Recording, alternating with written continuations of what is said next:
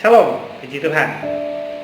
Satu firman Tuhan yang saya ambil dari Efesus 4 ayat 26 mengatakan seperti ini. Apabila kamu menjadi marah, janganlah kamu berbuat dosa. Janganlah matahari terbenam sebelum padam amarahmu. Setiap kita pasti pernah mengalami yang namanya emosi. Namun, bagaimana cara kita dapat mengelola emosi kita agar tidak berdampak merugikan diri kita sendiri dan orang lain? Ada dua botol yang berisi soda dan air. Botol itu ibarat diri kita sendiri. Soda dan air itu melambangkan emosi dan reaksi kita yang ada di dalam diri kita.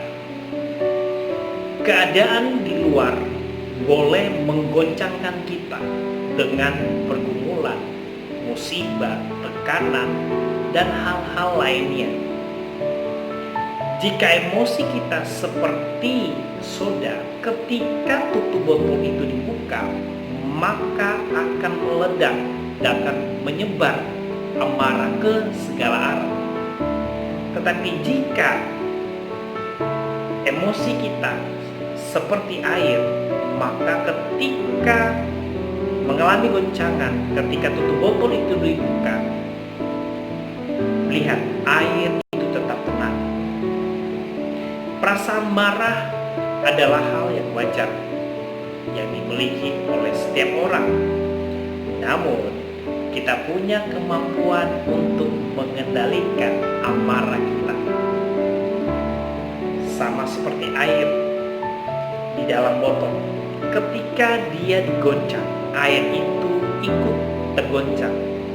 Namun ketika goncangan itu berhenti dan tutup botolnya dibuka, air itu tetap tenang. Berbeda dengan di dalam botol yang berisikan soda.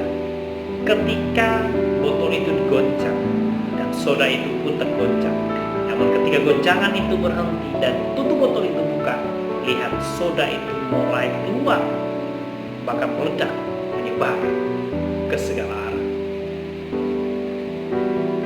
Amarah yang tidak dibereskan, amarah yang terus dipendam, suatu saat akan meledak, bahkan dapat berdampak di dalam kehidupan kita untuk sesuatu yang tidak baik. Untuk itu, firman Tuhan mengajarkan kepada kita untuk kita tidak menyimpan amarah berlarut-larut. Untuk itu, mari kita belajar untuk bersabar dan kendalikan setiap emosi kita, amarah kita, agar tidak merugikan diri kita sendiri dan orang lain. Tuhan Yesus memberkati kita semua. Shalom.